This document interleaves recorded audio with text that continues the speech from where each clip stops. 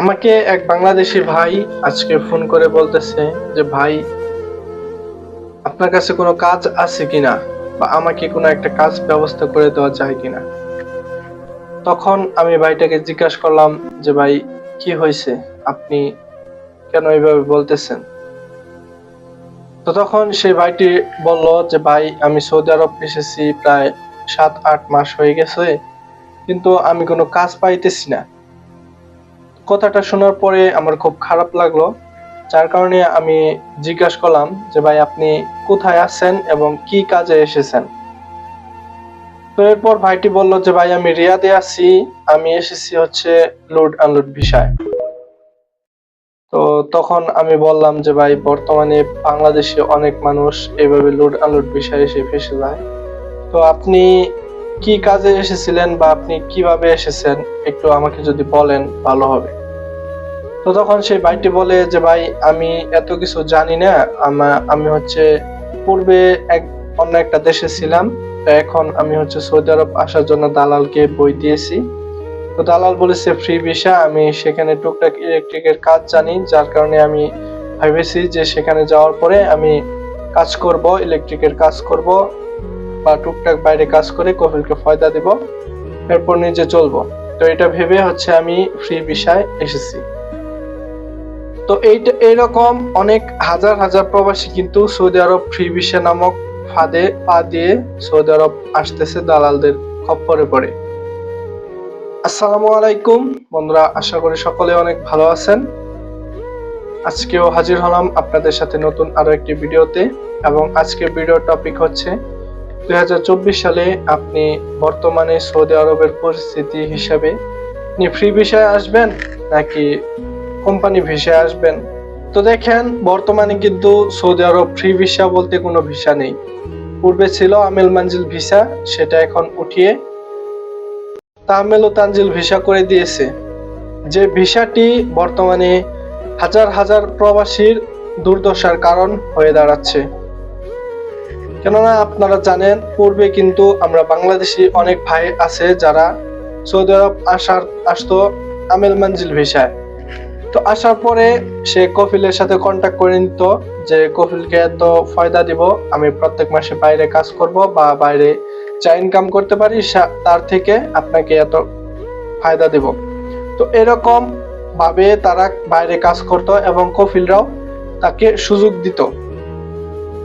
কিন্তু বর্তমানে 2024 সালে আপনার এই আমেল মানজিল ভিসাটা উঠে যাওয়ার পরে তাহমেল তানজিল ভিসার মধ্যে এত সিন্ডিকেটে বলার বাইরে। আমরা বাংলাদেশে অনেক প্রবাসী ভাই আছে যারা এই লুট আনলুট ভিসার খপ্পরে দালালের কথায় প্রলোভনে লোভে পড়ে সৌদি আরব আসার পরে কিন্তু তারা অনেক বিপদে পড়ে। তো যাই হোক, ওই দিকে আর কথা বাড়াবো না। আজকের এই ভিডিওতে আমি কথা বলবো কোম্পানি এবং ফ্রি ভিসা নিয়ে। আপনি কোনটায় আসবেন, আপনার জন্য কোনটা ভালো হবে। তো দেখেন, আমার কথা হচ্ছে, আপনি যদি 2024 সালে সৌদি আরব আসেন, অবশ্যই কোম্পানি ভিসায় আসেন। তো এখন আমার ভিডিওর নিচে অনেকেই কমেন্ট করবেন যে ভাই, কোম্পানি ভিসা তো বলেন, কিন্তু কোম্পানি ভিসার নাম করে অনেকে তো সাপ্লাই ভিসা দেয়, তো সেই সাপ্লাই ভিসা চিনবো কিভাবে। তো দেখেন, আমার আজকের এই ভিডিওর টপিক সাপ্লাই ভিসা চেনার উপায় না। আমি ইনশাল্লাহ আপনারা অবশ্যই যদি আজকের এই ভিডিওতে কমেন্ট করেন সাপ্লাই ভিসা চেনার উপায় সম্পর্কে যদি ভিডিও চান, অবশ্যই আমি ভিডিও নিয়ে আসব। তো যাই হোক, এখন আপনি কোম্পানি ভিসা আসলে বর্তমানে 2024 সালে কিন্তু আপনি ভালো থাকতে পারবেন। কারণ বন্ধুরা, বর্তমানে সৌদি আরবের যে পরিস্থিতি, সেই পরিস্থিতিতে আপনি কিন্তু বাইরে কোনো কাজ করতে পারবেন না, এবং কি সৌদি আরবের যে খরচ, সেই খরচ গুলো মিটিয়ে তারপরে হচ্ছে কফিলকে ফয়দা দিয়ে আপনি কিন্তু দেশে একটা টাকাও পাঠাতে পারবেন না। সোজা বাংলায় আপনি কিন্তু এখানে ভালো থাকতে পারবেন না ফ্রি ভিসায় আসলে। তাই বন্ধুরা, আপনি যদি সৌদি আরব আসতে চান, অবশ্যই ভালো একটা কোম্পানি দেখে ভালো একটা ভিসাতে আসবেন। অবশ্যই দেখে শুনে তারপরে হচ্ছে যে কোনো ভিসাতে আসছেন না কেন, তারপরে দেখে শুনে আসবেন।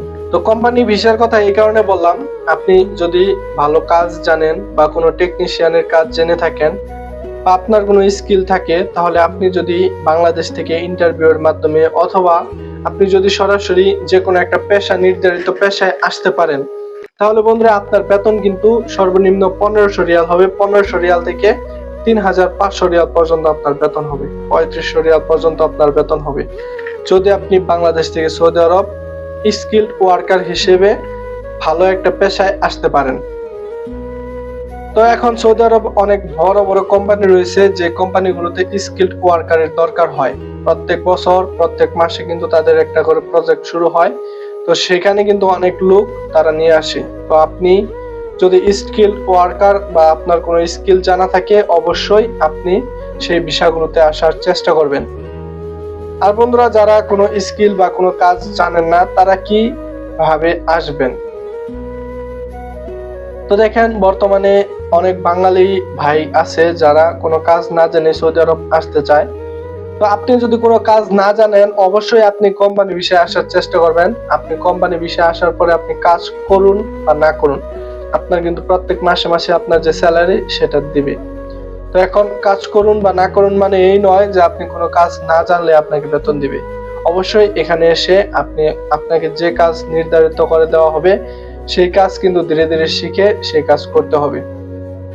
তো এটা হচ্ছে কোম্পানি ভিসার সুযোগ।